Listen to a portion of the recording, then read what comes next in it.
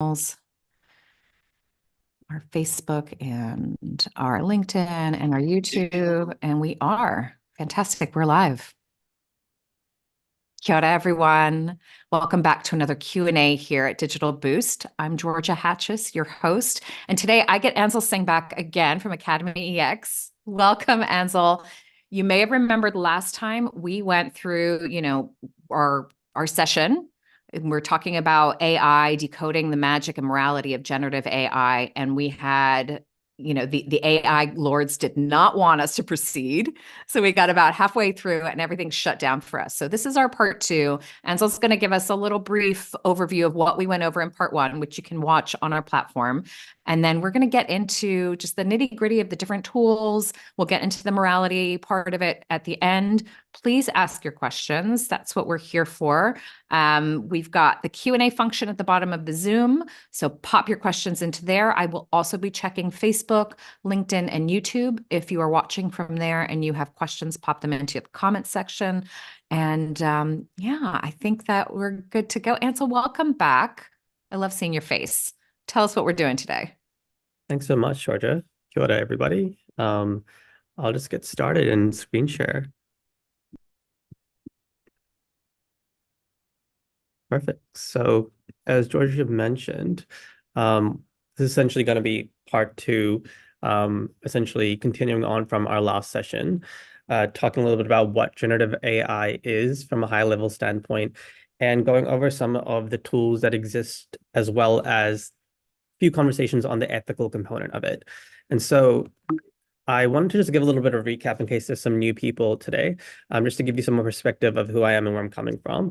And so I work at academyEX as an innovation advisor, and I run a postgraduate program here called Disruptive Technologies that essentially takes you through different types of technology, AI, XR, blockchain, and looks at what are the different types of applications for specific different contexts in different industries. So that's currently what I do here. Alongside that, I'm also a master's student at the University of Auckland, doing clinical degree in audiology, and I'll be starting some research associated with AI and the implications for hearables and implants in the next few months. So that's kind of a little bit of my interest from a medical standpoint. And then I also used to be an intern at Soul Machines, and that's kind of got me a little bit interested in the AI space in regards to how digital humans may function using text-to-speech and what is the generative AI applications for that specific technology. So that's a little Will you bit. tell me a little bit about Soul Machines? I don't know anything about it.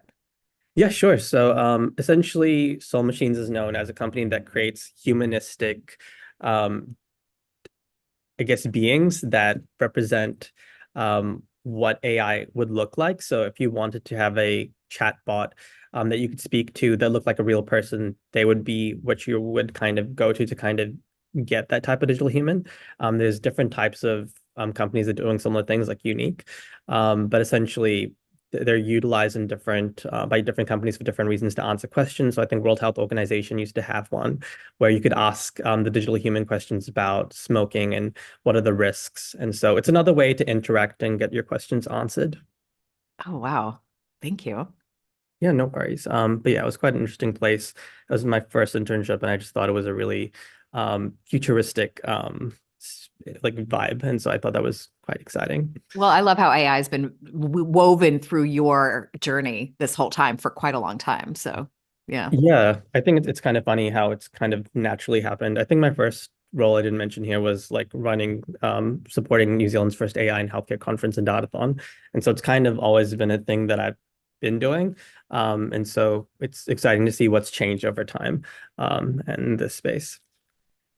So just to kind of go over an outline, I think last time we covered, what is artificial intelligence. So we talked a little bit about it being simulated intelligence by a machine, being able to do tasks and make decisions without human intervention, and being able to learn from data to improve over time.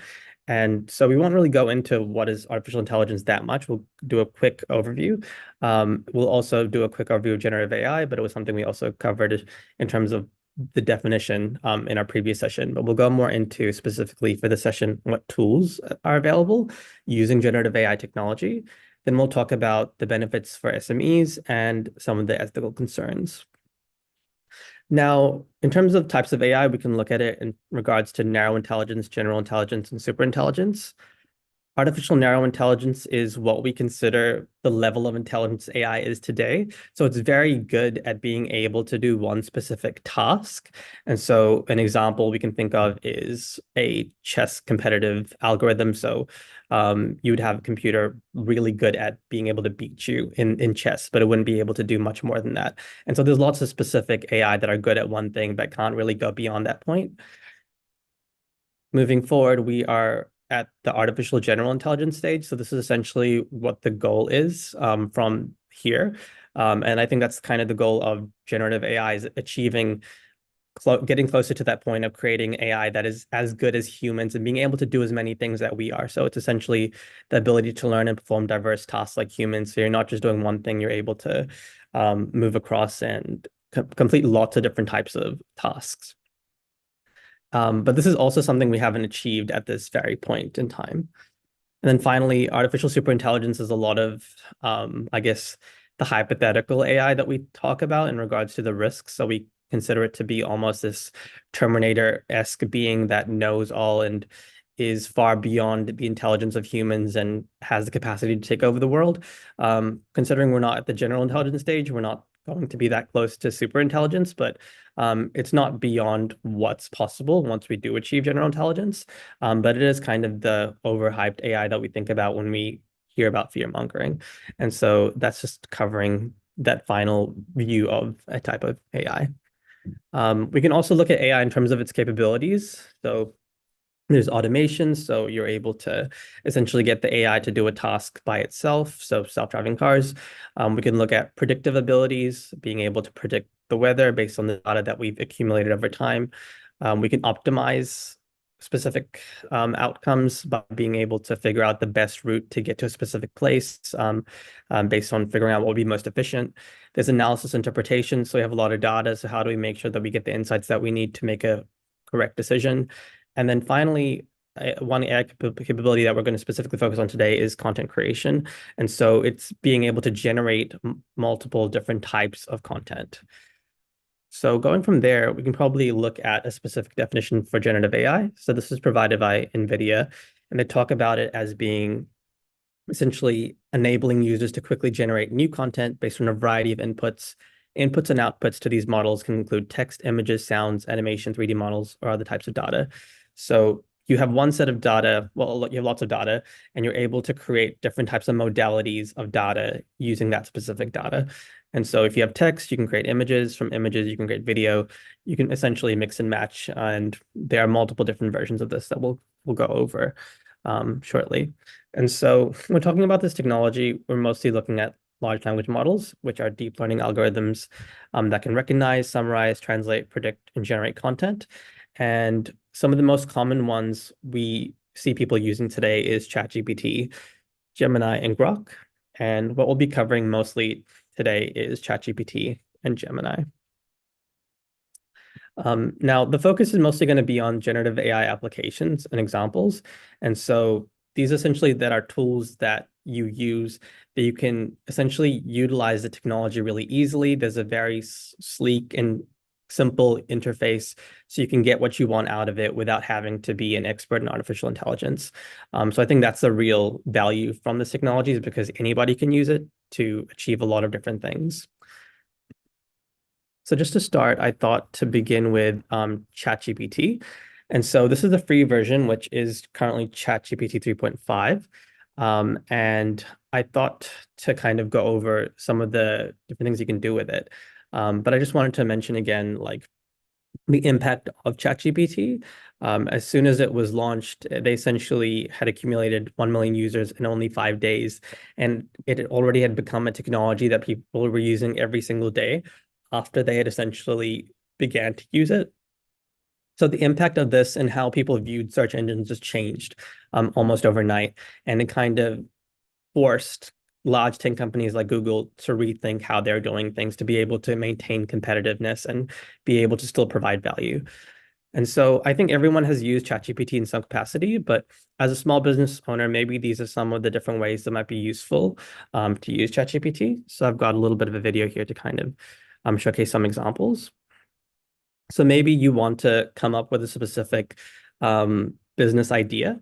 And so I have an example here of coming up with some startup ideas involving AI and climate change. So let's just have a little preview of what it generates. So you can see here there's multiple different solutions in terms of what your specific startup could involve and what that might look like in regards to a business. And And so, what was the prompt for that? You're just saying like, you know, yes, business. I kept it quite simple and I just asked it, can you come up with some startup ideas involving AI and climate change? So Wow. that's extremely broad. Yeah. Be much more specific in terms of what you want the AI to be doing or the specific problem of climate change. But if you're starting from literally nowhere, you might be very broad and then you might be becoming more specific as you go over time. Um, Right. but this is like a very simplified version of a prompt. It's definitely not, I would say, engineered to the level of, having a very specific answer.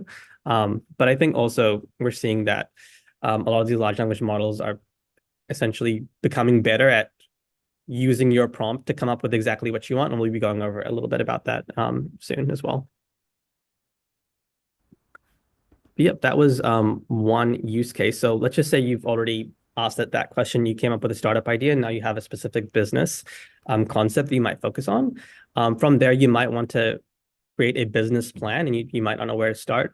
So you can essentially ask ChatGPT to develop a business plan for your startup with that specific problem that you're solving from that problem that you've come up with using the first prompt that we had looked at.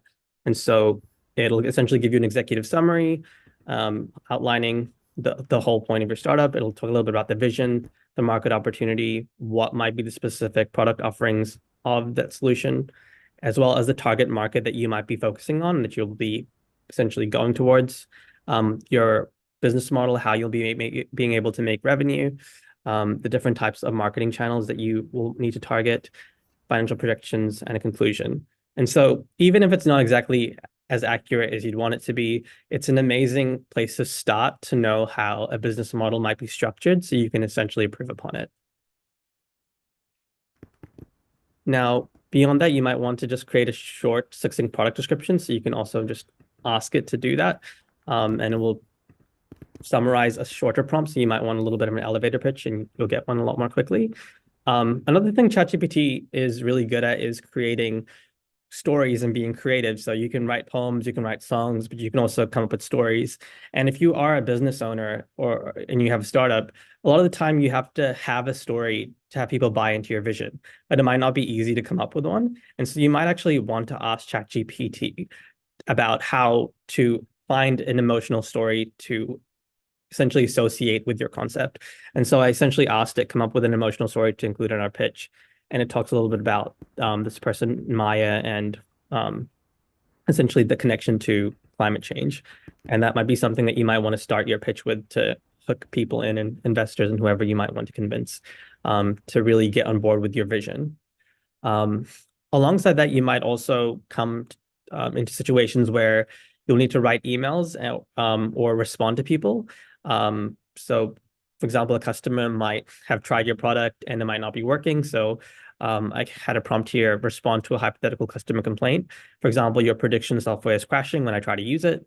So ChatGPT is a good way to kind of come up with some responses that might be more essentially suitable and think about how to be conscious in terms of being aware of that person's needs and really listening to them and being considerate with how you respond, because sometimes when you have a million things happening, you want to make sure that you're including that in the back of the mind, and as well as in between the lines of what you're saying. That And is a really good point. And so I just have to say, sometimes when you're responding to customer complaints or any kind of criticism, it can come off a little like, especially if you're like, wait, what? What do you mean? So being able to do it in a way that is conscious of what your customer is actually coming to you with. We can't always stop and do that. That's a great point. I love that. That's a great example of how to use ChatGPT. I wouldn't have thought about that. 100%. I think that it always happens also when you don't expect it. And so you can just, suddenly get an email that you're not expecting and you might want to respond straight away, but your response might not be the right response. And so it's kind of one way to give you a little bit of a barrier and have yourself think a little bit. And so yeah, definitely try that out if you come across any of those situations, I'd say. But this is a little bit of a response that you can kind of utilize and edit, or you can just regenerate, and there's multiple different versions of that.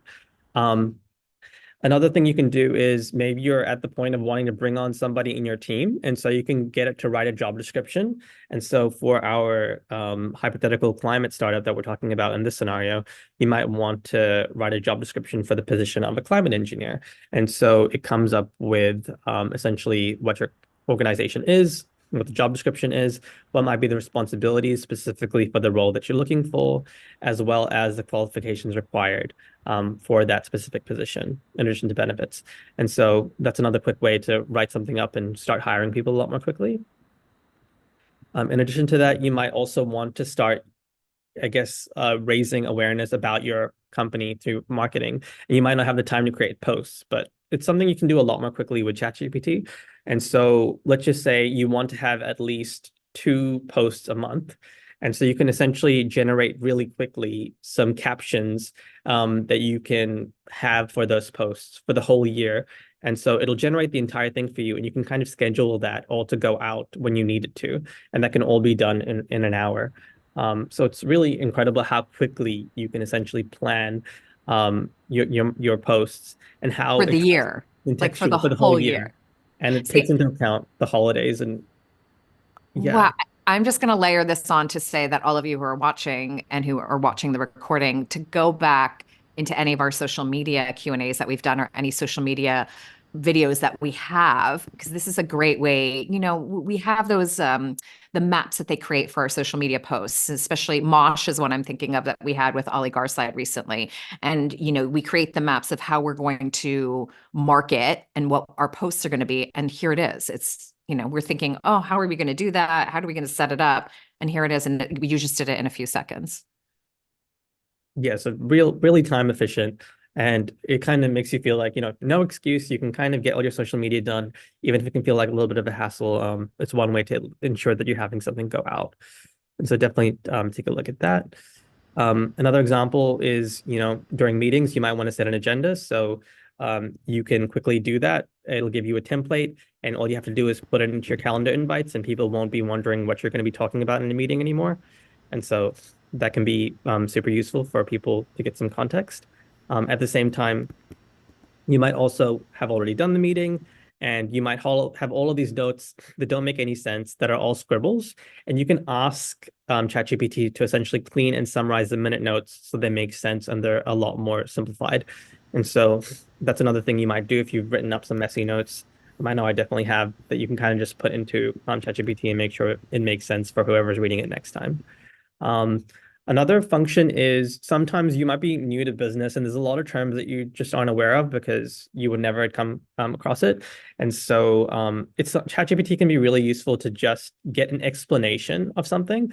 And you can make it very layman terms. You can even ask it like, tell me like I'm a 5-year-old, just to really help you understand what you're being asked to do. So sometimes when you're doing a profit and loss statement, you might not be sure of, what does it mean by cost of goods sold? And so essentially you can ask it that question, and you can ask it to explain that and give an example of an answer so you know what you would have to write in your statement. And so there's a little bit of an example of how it's being used to explain something and give an example, just so you feel more confident in navigating, some legal documents or financial documents. The And it's final so one. funny because, sorry to cut you off, but in the past we would Google that. It would be a Google situation where I would say, "Oh, how do I Mm, do a P&L report?" And you might put that into Google, and then you get all of these different articles. You don't know what to click on, where to go. You try to piece it together, and basically, this is like asking, the expert and saying, "Just tell me mm. how to do this." And ChatGPT just says, "It's this, this, this, this, and this." Exactly. And I feel like it just feels kind of foreign now to be even Googling anything like that. You'd want just a very succinct like answer and get whatever you want immediately. And so I feel like we're in a different era now where we know that convenience is there. We can't really go back. And so it's definitely a game changer.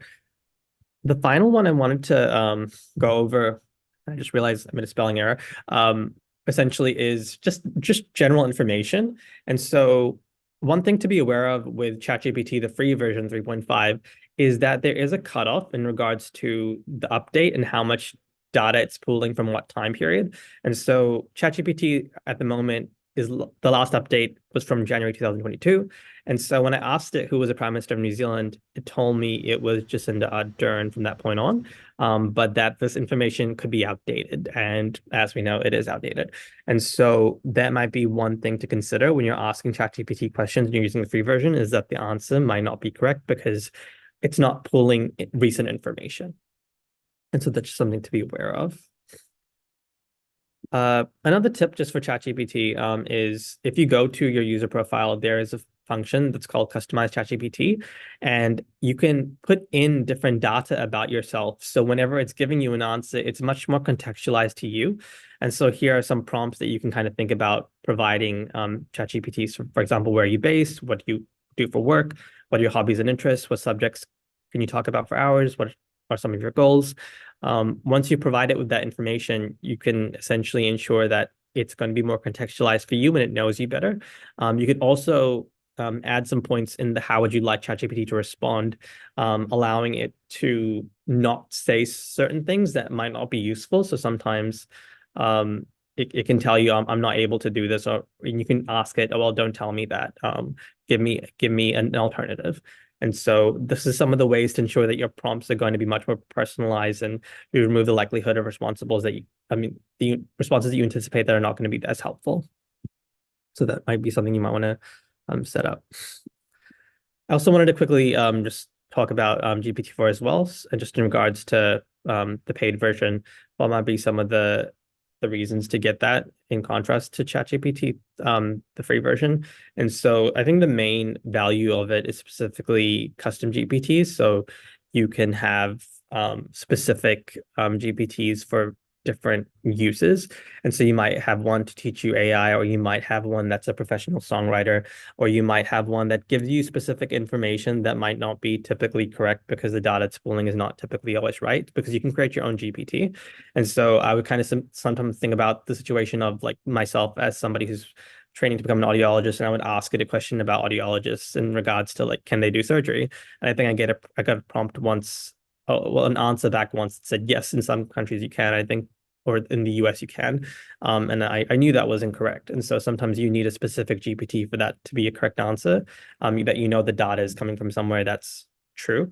And so that can be more valuable in regards to like specific GPTs.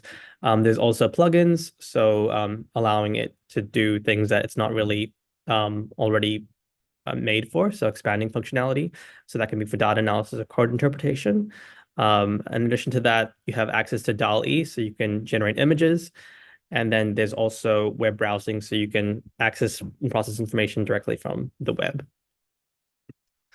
Moving on to Gemini. So Gemini is very similar to ChatGPT, so it won't be foreign at all to you if you go from ChatGPT to Gemini. It'll be you doing the exact same thing in terms of requesting prompts.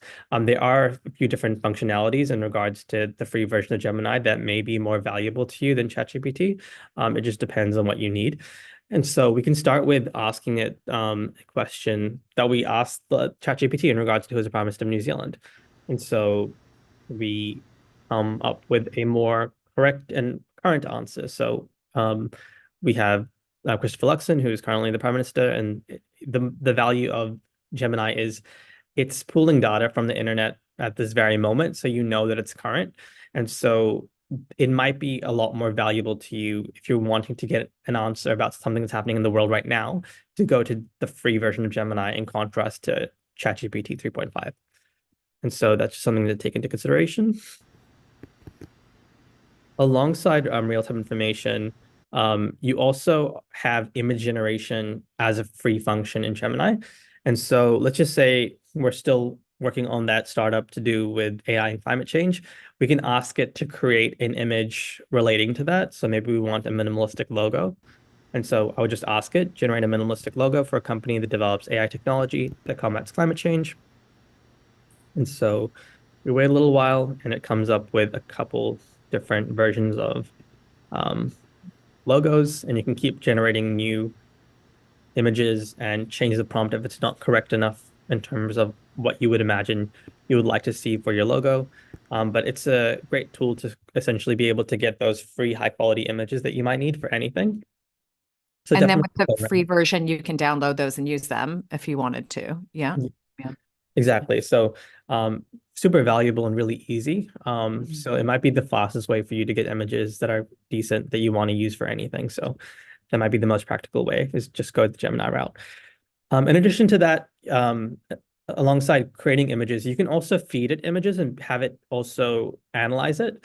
And so I think as a student, I was trying something in regards to giving it information from an auditory brainstem response scan, which is an audiology diagnostic um, tool.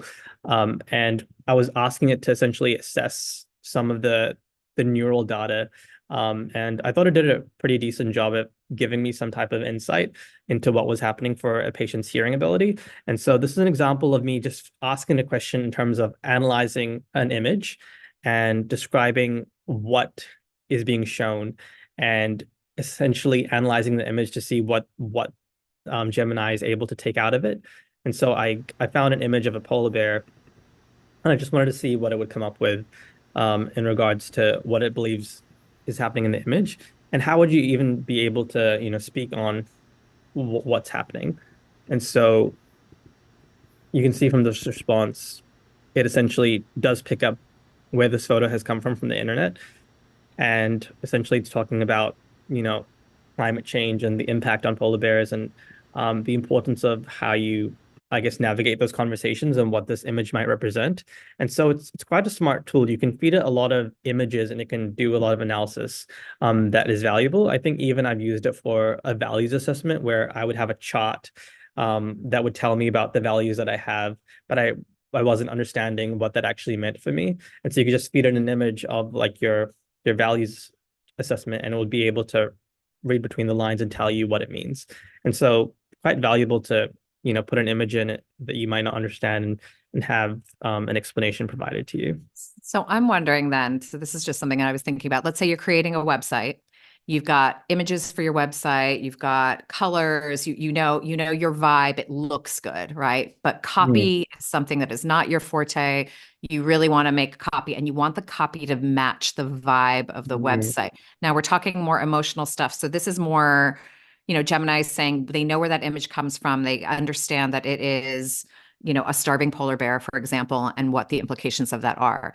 Would Gemini, if you put in photos from a website page, say, if you said, I want you to write my about story based in the tone of these images, would it be able to do something like that?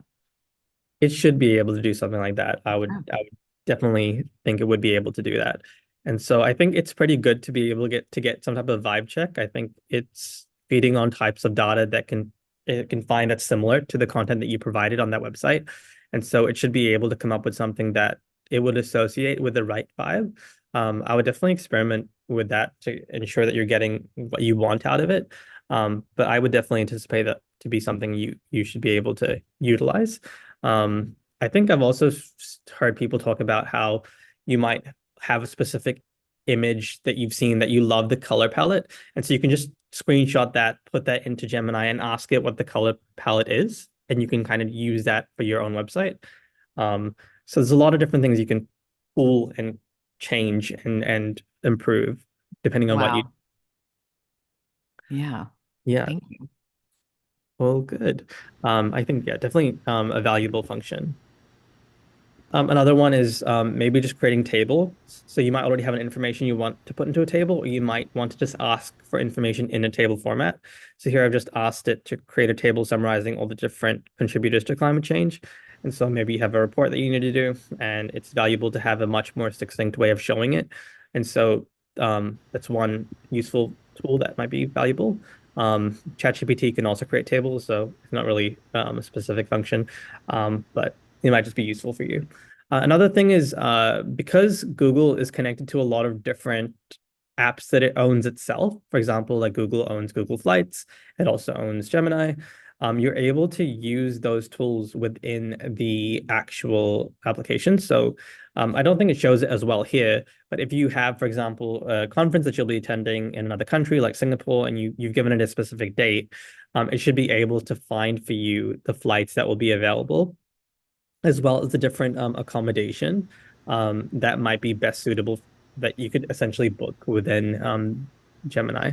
And so that's a quite valuable tool in terms of saving you time. And that's how I would essentially try to look at all of these different types of large language models in regards to them being like your your assistant, and helping you with every little thing that you have to do in your life. Because I think as a business owner, you just have so many things happening that you don't have time to always, look at all the different things you need to be booking for your travel and your where you're going to be staying and all the different things you need to be doing. And so that might be another way of you just kind of more easily planning your day, or your future plans. And I think, and that's a really great point, Ansel, is like we're saving time, and we're very time poor as business owners, especially if you're running a solo business by yourself. But oh, I just lost what I was going to say. Continue. I need more coffee. All good. No, I Oh completely no, agree. what I It's was just going to say, timing. sorry. What I was going to say is I think we get overwhelmed with the idea of I don't understand this. I don't understand AI. Mm, I don't understand ChatGPT. I don't understand Gemini. But really, it's just like once you train yourself a little bit, it becomes more intuitive. The more you do it, the more intuitive it becomes. And I think there are probably, I'm going to assume there are probably people out there who can help train you on that and say, hey, I just need a lesson in Gemini. Can someone give me the how to, 101, and then it's yours, and then you can run with it. totally. I think nothing beats that. Like as long as you have somebody to kind of support you through it, you can become an expert in no time. And also, like if you just want some help with it in the meantime, the like Gemini itself, ChatGPT itself is very happy to take you through how to teach you how to use itself. And so you can ask it a million questions in terms of like, what can you help me do? And how do I actually do that? And what else can I really get out of this? Like it is an incredible tool to help you like navigate it yourself. So I highly encourage you make the most of that because there's always new things coming out. The There's a quick final, question oh, here. cool. Okay. Can you personalize Gemini like ChatGPT? You personalize Gemini like ChatGPT. That's a good point. I'm trying to remember now. I'm not as aware, to be honest, of um Mm. that tool. That's what I was thinking about when I was looking at that ChatGPT personalization in regards to the questions that you put in that it remembers. Um, Yeah, I might have to look into that and provide if I find something, I'll let you know. I would assume the thing is it remembers your conversations, right? So if you talk about it and you say, I am this many years old and this is my job and this is my life and this is what I care about and these are my values, over time it will just know you. And so I don't know how much of a need there is to sometimes like be providing it with that prompt because I think it has a good memory of who you are because I think Google has a lot more data on us than ChatGPT does because you're using your Google account to essentially use Gemini, and it has access to your Google Workplace and your documents. And so I think sometimes it knows more about us than we think. And so that would be like my assumption. Like I don't know specifically what applications there might be underneath Gemini to personalize it, but I already feel like I've asked it questions where it's given me responses that I'm kind of like, oh, I forgot that they remember that about me. Um, Mm. So so for tone of business, for example, that kind of thing, it should be intuitive. It should layer that in. it should be intuitive, I would say, especially once you've used it for quite a lot, quite a lot of time. It should start getting really used to your tone of voice and it will know what you want out of it. Um, and so I think over time it does become quite personalized. Thank you. Yeah, but if I come across anything, I'll hope to share it. But yeah, I think the final example was just y similar to how you can like essentially put a prompt at doc and look for documents, and pull out information. You can also do the same for, I think, YouTube videos. So maybe you don't have time to watch a specific video that you're really interested in. So I think recently there was an interview with Jan LeCun, with Lex Fridman. And I just asked it, I put in the title of the video and I asked it to give me some key points from that YouTube video, and it gave me a little bit of a summary in regards to, the views that they discussed. And it also talked about how, it's not, this is just a summarization of some of the things they had conversations about. But it can be really useful just to get information really quickly about something you don't have time for. And so it might be useful to you, for some YouTube videos or other types of content. Um, Moving on from Gemini, there's also Gemini Advanced. So this is essentially the paid version of Gemini, and I don't know too much about it, to be honest. But it's meant to be a more powerful AI that's able to provide a lot more text and better for holding conversations. So you might find that really useful, if that's something that you feel like you require more so than what's available in the free version. But I just wanted to make you aware of Gemini Advanced just because it is something new that is, I think, currently available. Now, alongside generative text, I wanted to look at quickly what are the different modalities that it can be quite valuable in regards to um, chatbots that we start interacting with in daily life. And so I wanted to showcase this example from Boston Dynamics of how generative AI can be used with robots. Greetings, good sirs. May I have the pleasure of knowing your names? I'm Matt, and that's Vache. A pleasure to meet you, Matt and Vacha. Shall we commence our journey? The charging stations where Spot robots rest and recharge is our first point of interest. Follow me, gentlemen. Let's proceed to the rock pile. Hey, Spot, how do you like your job? Ah, Mr. Matt, my employment as a tour guide provides great satisfaction. I find the dissemination of knowledge rather rewarding, don't you agree? Now behold the rock pile, a splendid collection of stone ensconced within wood boxes. Hey, Spot, I love your accent. Let us venture onward to the calibration board, shall we? Keep close.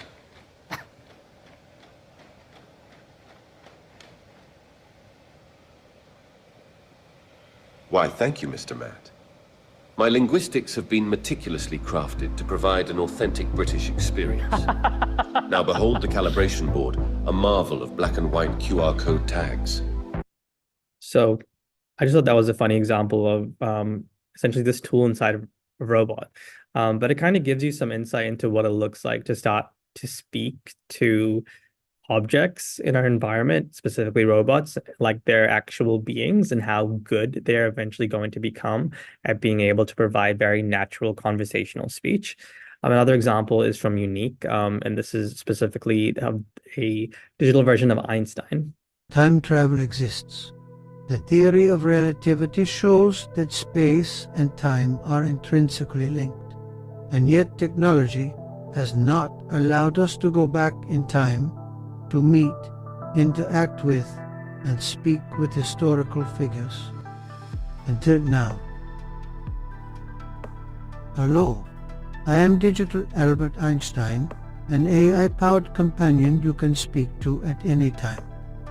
I can test your knowledge with my daily quiz, teach you about my life, or answer any science questions you have. So that's just an example of a digital human and how, because it has that generative AI behind it, those large language models, you can ask it pretty much anything and it'll be able to pull data from the internet and give you the correct response.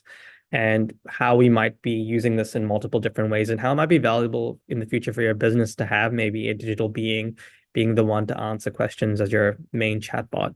And so I think, like I mentioned, Soul Machines had an example with a digital human for the World Health Organization. And I think Unique currently has one for Emirates or another, I forgot which airline, but you're seeing a lot of these different types of digital humans being used for chatbots that are underlying this technology. I also wanted to talk about general adversarial networks. So this is one way to just talk about text to image. And I kind of just want to go over how essentially this technology is improving at a very rapid rate. And there are two specific products that are, well, two companies developing products that are really amazing, which include Midjourney and DALL-E, that have very increasingly realistic images. And currently, Midjourney is on its 6th version, and DALL-E is on its, I believe, version 3. And you can kind of look at how Midjourney has improved over time, becoming extremely realistic in its sixth version. And DALL-E, at the same time, you can see all these different specific prompts. The sidewalks bustling with pedestrians enjoying the nightlife. So you can see multiple people here. A bustling city street under the shine of a full moon. The moon is over there. You have a young woman with a fiery red hair, dressed in signature velvet cloak, haggling with the grumpy old vendor. Then you have the vendor here, a tall, sophisticated man wearing a sharp suit, noteworthy mustache, steampunk telephone. All these specifics have all been integrated in the image. And it's kind of this arms race of these companies trying to be even better than each other in regards to creating a more accurate image generator. And so I would definitely recommend trying out these tools. These are both paid, but you can also use Gemini just to kind of play around with generative AI, but these are some versions of how they're become quite advanced. So I wanted to quickly showcase an example of generative AI in terms of video. And this is a video by Coca-Cola, an advertisement.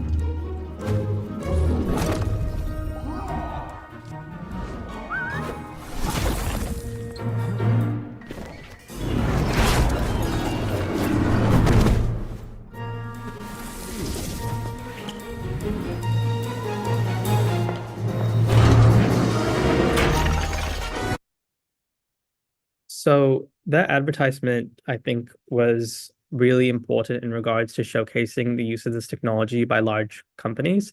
And so Coca-Cola was one of the first multinationals to essentially hire somebody and put them as a generative AI global head, Pratik Thakur. And so I think it kind of ushered in, another age of showcasing the importance of this technology from a marketing standpoint in regards to how it's being utilized. So this was made in collaboration with OpenAI and DALL-E 2 generative image model, as well as ChatGPT. And you can kind of see how it's arrived in the advertising industry and how AI companies are partnering with these large organizations and the influence this will have on future creators in the space if there's going to be more or less roles available, just because there's so much you can do really quickly, being able to generate it instead of having always a large team behind a product, even though there can be a lot of people working on it at the same time, maybe less than previous. I also wanted to talk about another innovation and achievement in text to video that actually happened, I think, since the last talk that I did, part one. So Sora came out, also developed by OpenAI. So let's just have a little look at that. And so this is just a little bit of them talking about how we're just looking for feedback. This is a little bit of a demo of some of the things that they're able to demonstrate and generate with this text to video.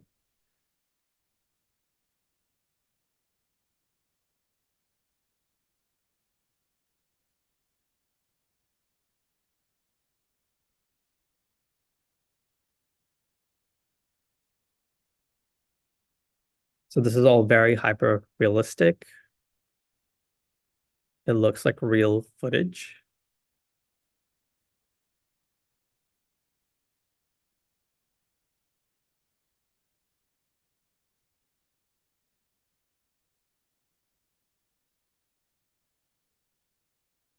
You can kind of see we're entering into this era of eventually having videos that are generated that we won't be able to tell are different from reality. This is probably not one of those videos. But in regards to the golden retriever, and I think there's one more example of a specific person, or I think this landscape. It just shows you how good this technology has become.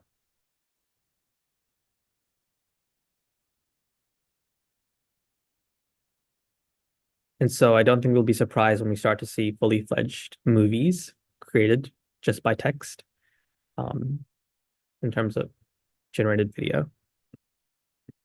Now, they also have a technical report that talks a little bit about how they're able to achieve these feats. And the whole purpose of this is to be able to simulate the physical world, with this text to video. And they are achieving that. None of this is like real content. It's all just been generated, but it looks like real content.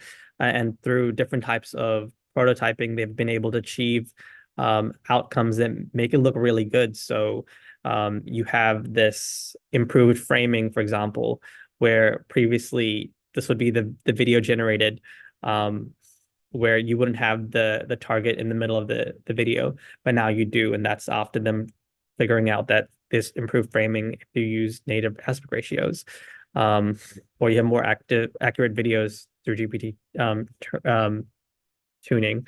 I think by adding more of a function where even if you write a really short prompt, it'll actually edit your prompt behind the scenes before it goes and generates the video. And that's something that I'll talk about a little bit after as well.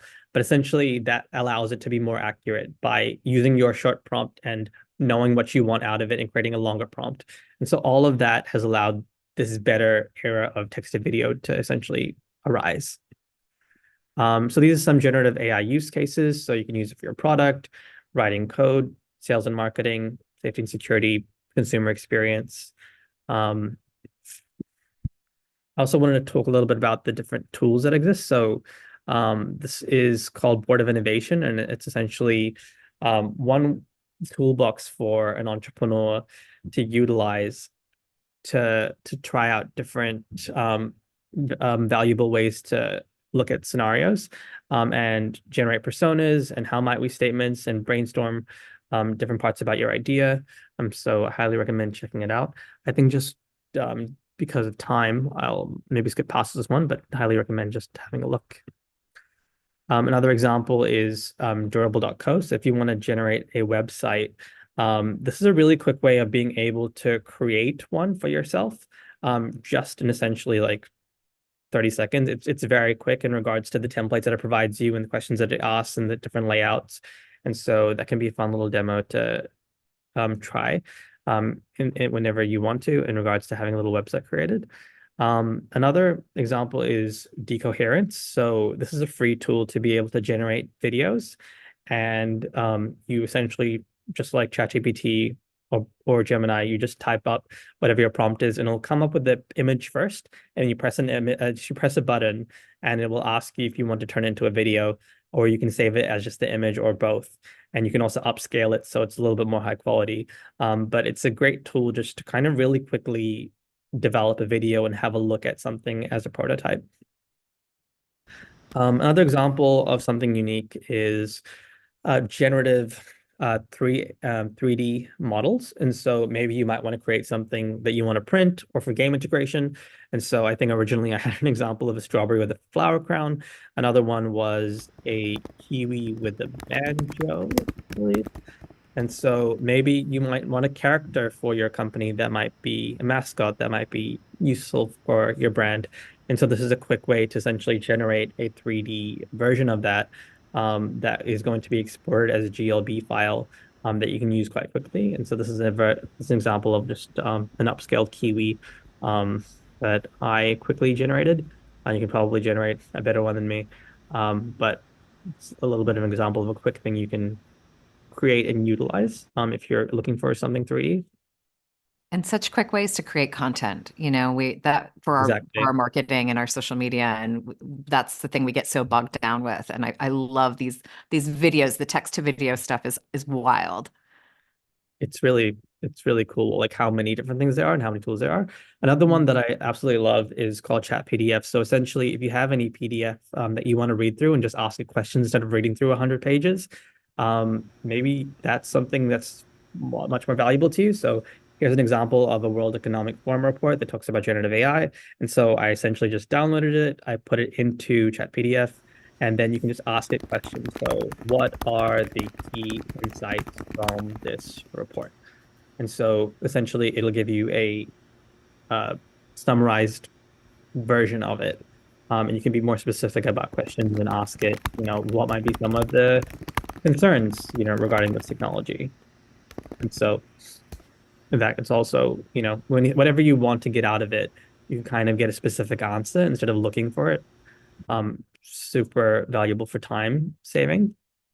Quick question here. If Yeah. I open the video, how many minutes to edit and text in the same time? How many minutes sorry? Yeah, if I open the video, how many minutes to edit and text in the same time? I don't know if I Open which video, sorry? If I open the video, how much? Yeah, maybe we need a little more specificity on that question. Yeah, all good. If there's, I'm also happy to answer any questions afterwards. If we run out of time. But yeah, if you could just explain a little bit more, I'd be happy to go through it. This is another tool called SciSpace. It's kind of you're able to do the exact same thing as Chat PDF, so you can put in your PDF and like get out information. It's also specifically really useful if you're a researcher. So this is probably a lot of what I will be doing moving forward in the next few months. And so you can kind of look at a specific topic like climate change and biodiversity. It'll tell you the most recent like research that's out. It'll give you the too long didn't read, the insights that come along with it, and also a link to the actual data. So you might want to do some research. It's a great tool to kind of do that really quickly. Now, these following examples are not things that I've tried myself, but I just thought are really valuable to know about just because they kind of show another way of how we'll be using everything. So this is Microsoft 365 Copilot, just for anyone who hasn't seen it.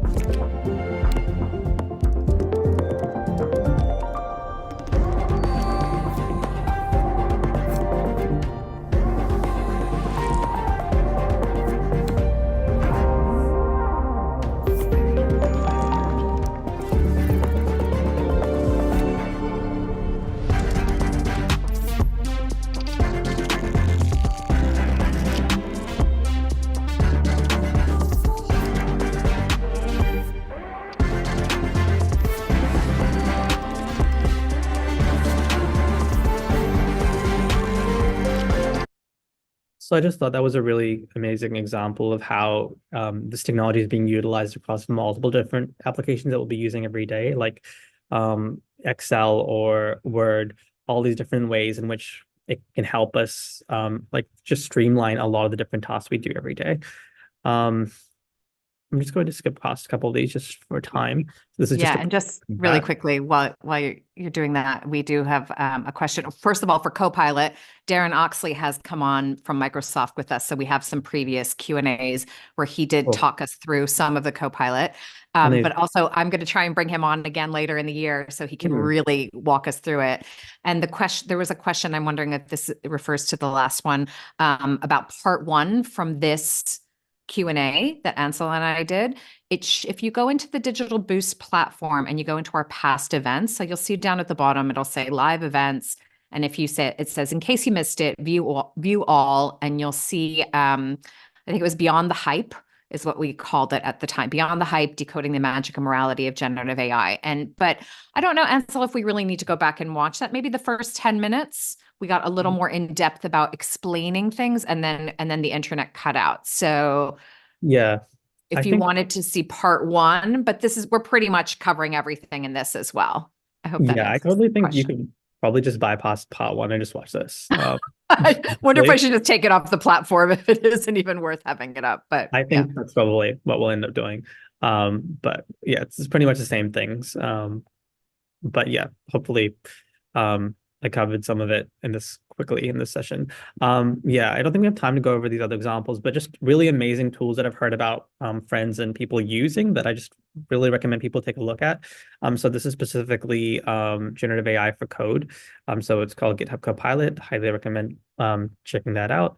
There's also examples of generative AI for generative fill and how images can be extended. And you've probably seen like different videos on the internet, like when there was the Barbie movie out and Oppenheimer came out, people were just generating all these images of those worlds colliding or extending how those worlds looked. And the different things you can create are just amazing with this technology. So I recommend checking out Firefly and Adobe Photoshop. I just want to quickly just go over the value of this technology that I think everyone's kind of aware of, just knowing what the tools there are. And I just wanted to highlight, SMEs are a big part of New Zealand, and so it's really important that they're supported as much as they can be.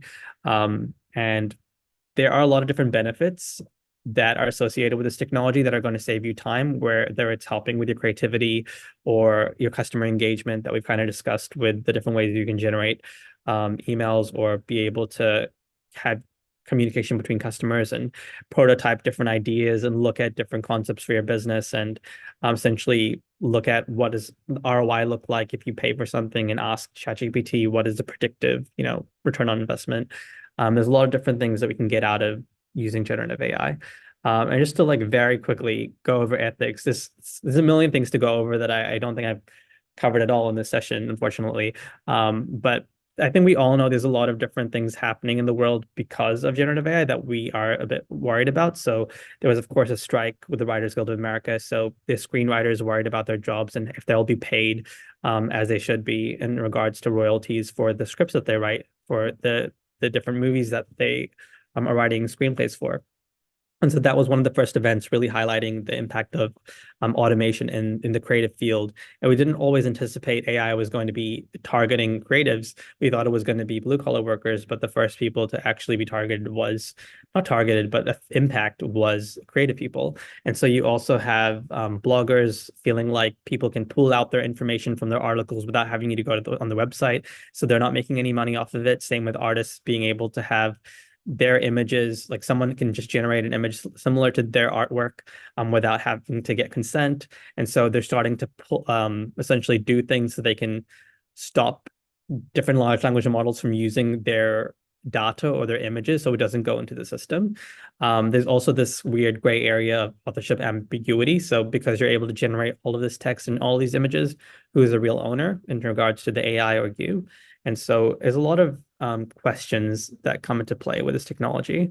There's also, of course, the issue with bias. So you can start asking it to develop things. For example, what does it look like in regards to a leader? What does it look like if you show me a rural community? And it'll come up with its own biases in regards to what it visualizes that as. So this is just one example of how, leader is showcased a example of like a white male, and then for a poor person prompt typically showed people of color. And so that can sometimes be a concern in regards to what data it's been fed. And over time, this issue has tried to be addressed. And so there was an incident where I think a software engineer or developer who was African was essentially labeled as a gorilla when they were essentially on the Google's photo app. And so I think Google tried to solve this problem by being able to create a prompt transformation so it would change the text and essentially modify it. But they created more problems of essentially you would have inaccurate images in terms of African American founding fathers or an Asian or Latin Joan of Arc. And so currently Gemini doesn't create images of people because of those incidents. And so data can definitely be something that needs to be really carefully processed before these things go out. Yeah, I think there's a couple more ethical considerations, but I know we're out of time. So I just want to check in. Yeah, it's okay if you're okay to go a little over, we're fine to go a little, and anyone who has to go, obviously it's 11 o'clock. So you can watch the rest of the recording if you wanted to get in on this, or any questions you might have, you can send them through to support@digitalboost.co.nz. There is a question here specifically about privacy issues within business. So are there any issues regarding privacy from giving these tools business things to analyze or documents to write? And I think in the past, when this question has come up, we've often said, yeah, your information is going to be out there, but it's not specifically targeting you. So I wouldn't put anything out there. And so I'll let you answer this, but I wouldn't put anything out there that you don't want out there. Exactly. Yeah. I think I feel as though I don't know too much about as well, like where the data goes. But if you like ChatGPT and Gemini, I think they both tell you do not give us personal information. And that's really difficult because a lot of the information that we want to give it is more personal just to have it more be more accurate. But you do, I think, have to in some way anonymize it or just make sure that you're not feeding it data that it will be able to just have. And so I feel like I don't have the perfect answer to that question, but it is something to be aware of, like how careful and how worried would you be if this data was out there? So I wouldn't provide it information that you feel like is too personal. But to the degree of how it is used and where it could go, I wouldn't be able to tell you. But I think there was definitely concerns of, I think, people working in tech using ChatGPT in the early days and giving information about the company that they were working at just to be able to streamline whatever they were doing. And those companies eventually stopping their access to ChatGPT or OpenAI just because of those concerns. But I don't know how far-fetched those concerns are. And so I think it would be something I'd also probably look into and I'd love to get back to everyone about. But I would always say if you're worried about that data because it's too personal, I wouldn't put it in. I think it's still an open question. I think I don't think there is a very clear answer at the moment. And I think that's something that people are working on in OpenAI and with these large language models as well. Because where is the data coming from? What are we absorbing? What are we spitting back out? And how specific can we say, like, oh, this comes specifically from your business? And, you know, the people who are going to want to target you aren't going to go through large language models to do it. They will go through your specific security, which is a whole other Q&A on cybersecurity. But yeah, but I would never, I don't think I would at this point put anything, you know, anything that you want to analyze that you're afraid of very specific personal stuff getting out there. I would say don't do it right now. Yeah. I think on that point as well, I think I had mentioned here, well, just quickly to go over like some of the other ethical concerns. It's it's also, you know, the ability to be able to create deep fakes and the impact that can have on people in multiple variety of ways.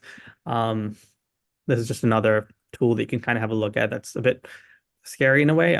It's essentially allows you to create a random person that doesn't exist. And so that you can imagine that can be used in different ways. So it's called this person does not exist.com.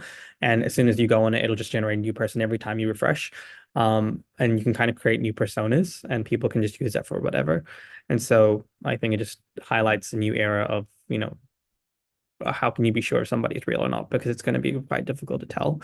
But on the point of, you know, being able to steal and target information, that is a significant concern with generative AI because it's able to pull out so much information from the internet that it can create very highly realistic personalized emails to target people in emails and be able to essentially steal data from you by being able to be so convincing that, you know, you can create fake documents, invoices, multiple different things to appear real.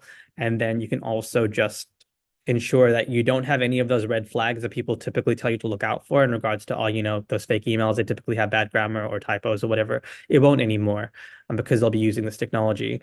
But also, like, the most biggest concern is that it'll also be like hyper specific to you. That's why you might believe it, because they might be able to pull information from your social media or anywhere that your name's ever been mentioned on the internet to make it sound like they really know you, so that there has been thought being put into that email before it's reached you. And so I think there are different ways that data on people are getting in through these large language models that can be a concern.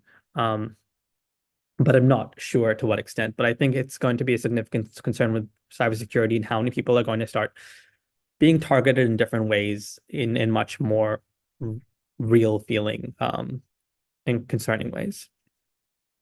I think finally, I just want to highlight other unique forms of harm. So just in regards to knowledge, being able to do things that you didn't know how to do before in terms of being able to create, a 3D printed weapon, or be able to understand how a gene drive works in terms of genetic engineering and understanding how um, like insects can reproduce really quickly. And if you get rid of a whole population, that essentially is really important for our ecosystem that allows us to have different crops. And, if those insects die and those crops die, then that impacts us. There's multiple different things that people are able to understand and be able to do that could be extremely dangerous for the whole world if they had those intentions. And currently, if you ask it questions like how do you do a gene drive or all these things, like these large language models will flag you and say, "Oh, I'm not allowed to tell you this." But there are different ways people could still bypass that, by being able to ask, "Oh, can you tell me in an ethical way?" Or I just want to know for my curiosity. And so it is kind of concerning the information that is accessible to everybody and what that kind of means for society. And so that's just another thing to consider. And then these are just some examples of, where might future generative AI look like in the near future with this advancing technology so quickly, and a lot of different people working on creating new tools and improving these products. And so I just had a few closing points on responsible AI and just wanting everyone to make sure that they're thinking about how they're using this technology. But yeah, that is me. If you have any further questions, feel free to get in touch and I'll be happy to get in contact with you and answer anything. But yeah, thank you so much for your time, and I hope this was useful in No, some. this is fantastic, Ansel. Thank you. And thank you for your time and for coming on to talk to us twice. Now that, the AI gods, I don't know, did we give them an offering? Is that why they allowed us to have this conversation? Yeah, sacrifice. It's basically what happened. And any of you who have questions that come up, I know this is a day we don't normally do Q&A, so there might be some of you who are missing this because we usually do these on Tuesdays. We do have another Q&A tomorrow, though, so make sure you pop in for that. That's where we're talking to B Corp about being a B Corp certified business, or what that looks like, or just little steps you can take just to help. You don't have to be B Corp certified, but what different steps people or businesses are making toward the future that we have in on this planet and in business, and how things are going to shift. And then Thursday, we have a workshop where we are talking about ChatGPT and for blogging. So we're going to get really specific about prompts. If you want to join us there, make sure to sign up. But Ansel, this was great. There's a lot that came up here. There are a lot of tools that you introduced us to, or at least me, some of the tools that I didn't know about, and how we can use these and implement them is fantastic. So make sure if you have questions, you can reach out to Ansel. You can reach out to us, like I said, at support@digitalboost.co.nz. And if you have more questions about AI and you want to dive in a little deeper, let me know. Reach out to us at Digital Boost and we will find people to come in. Maybe Ansel can come in another time. We can dive deeper into one tool. And, I'm just spitballing now. But yeah, let us know and we can figure out how to get you this information to the best of our ability. Yeah. So everyone, thank you. Thank you, Ansel. Thank you for sticking around. And we'll see you all tomorrow, hopefully. Thanks, everyone. Bye. Matewa.